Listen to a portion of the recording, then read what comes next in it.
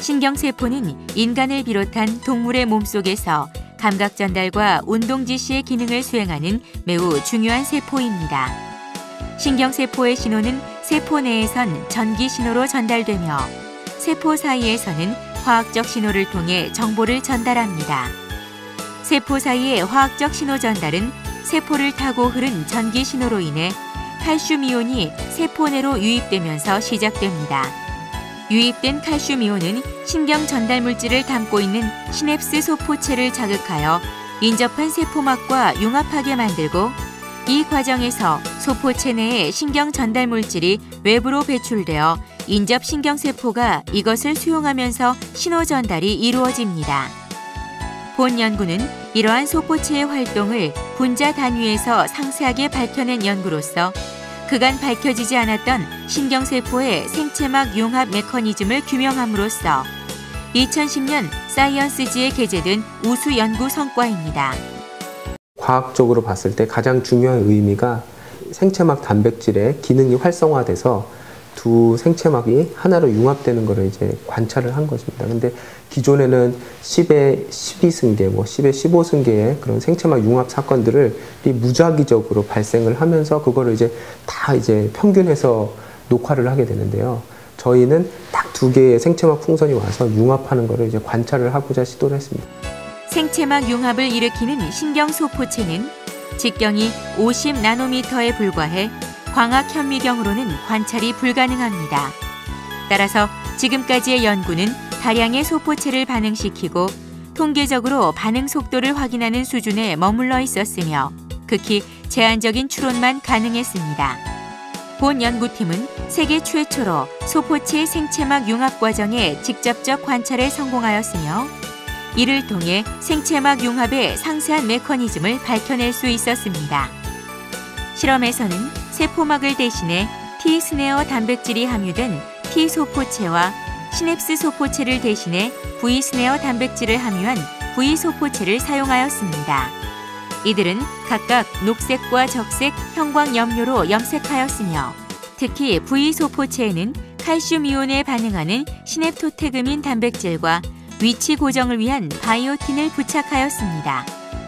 먼저 유리결정 위에 바이오틴이 함유된 고분자를 점착시킨 후 아바딘을 도포하여 분자 결합 반응을 유도합니다. 여기에 V소포체를 흘려주면 V소포체 표면에 바이오틴이 이바딘과 결합하여 유리결정 표면에 V소포체가 고정된 상태가 만들어집니다. 이것을 표면 고정 인공소포체 시스템이라고 부르는데 여기에서 주목할 것은 세포막이 아닌 소포체를 고정했다는 것입니다.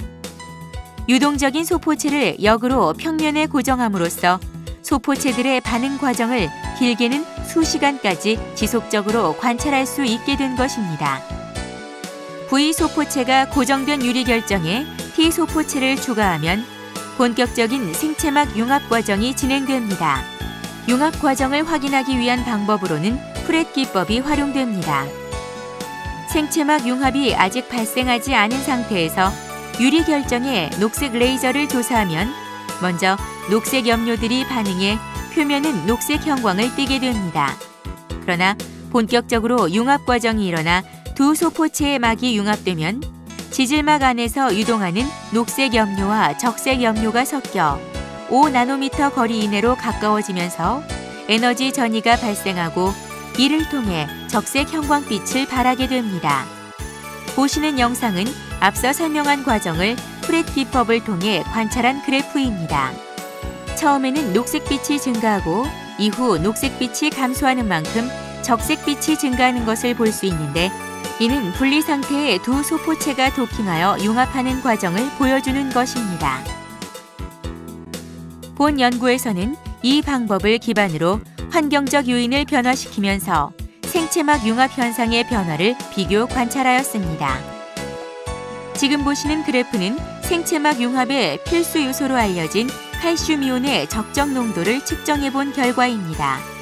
스네어 단백질만 가진 소포체는 칼슘 이온 농도에 관계없이 비교적 일정한 패턴을 보였지만 생체막 융합 현상을 조절하는 것으로 알려진 시냅토테그민 1이 포함된 소포체의 경우 예상대로 칼슘 이온 농도에 따라 민감하게 변화하는 것을 관찰할 수 있었습니다.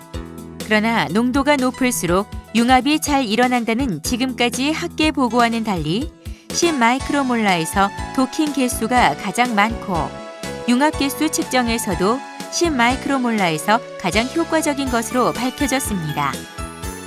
다음은 소포체의 구성 성분이 융합 반응에 미치는 영향을 실험한 결과입니다. 음전하를 띠는 지질 분자의 농도를 줄임으로써 시냅토테그민과 자신이 뿌리박고 있는 V소포체 생체막과의 상호작용을 줄이게 되면 특정 칼슘에서 최고의 활성을 보이는 현상이 사라지는 것을 관찰하였습니다. 이번엔 반대로 T소포체에서 PIP2 농도를 줄이자 칼슘 농도와 관계없이 전반적으로 도킹 개수가 감소했습니다. 이 실험 결과를 통해 우리는 시냅토테그민이 주변 생체막의 분자 환경에 민감하게 반응하여 활성이 달라짐을 유추할 수 있습니다. 실험 결과를 분석하면 소포체의 도킹은 시냅토테그민 1이 존재하고 칼슘 농도가 적당할 때 급격히 증가합니다. 일반적인 생리 반응에선 농도의 증가는 포화 곡선을 나타내지만 이 경우엔 오히려 증가하다가 감소하는 모양을 나타내고 있습니다. 이를 해석해보면 시냅토테그민 1이 가지고 있는 칼슘 반응 도메인은 칼슘의 양전하로 인해 융합의 대상이 되는 T소포체 생체막에 도킹하려는 성질을 강화하지만 칼슘 이온이 지나치게 많아지면 오히려 자신이 속한 V소포체 생체막 쪽으로 이끌려 그 기능을 잃어버리게 되는 것입니다. 본 연구는 온전한 형태의 시냅토테그민을 소포체에 심어 생체 내부와 유사한 환경에서 실시한 최초의 실험입니다. 본 연구는 그간 가설로만 알려졌던 신경세포의 통신 메커니즘을 실질적으로 규명하였을 뿐만 아니라 일반적인 생체막 단백질 연구에 새로운 도약을 이끌어낼 새로운 방법론을 제시하였습니다. 생체막 단백질들이 굉장히 중요한데 이 물에 녹는 그런 단백질과 달리 이 생체막 단백질들은 이 생체막에 박혀 있을 때만 그 기능을 정말로 이게 제대로 관찰할 수가 있습니다. 그래서 굉장히 생물학이라든지 화학이라든지 물리에서 제일 연구하기 어려운 단백질로 알려져 있는데 저희가 이번에 개발된 기술은 시냅토테그민뿐만 아니라 이제 모든 생체막 단백질에 원칙적으로 다 적용을 할 수 있고 심지어 그 기능을 단 하나 분자 수준에서 이제 관찰할 수 있기 때문에 어떤 여러 가지 생체막 단백질들의 기능을 굉장히 정밀하게 측정할 수 있는 어떤 기반 기술이 된다고 생각하고 있습니다. 생물학은 물론 전 과학 분야에 관심이 집중되고 있는 생체막의 구조와 기능에 대한 연구 경쟁에서 본 연구는 스탠퍼드 대학을 물리치고 당당히 사이언스지에 게재됨으로써 우리나라 기초과학의 위상을 드높였습니다. 그리고 그 연구 성과들은 앞으로 신약 개발을 비롯 우리나라 의학산업 전반의 발전에 크게 기여할 것입니다.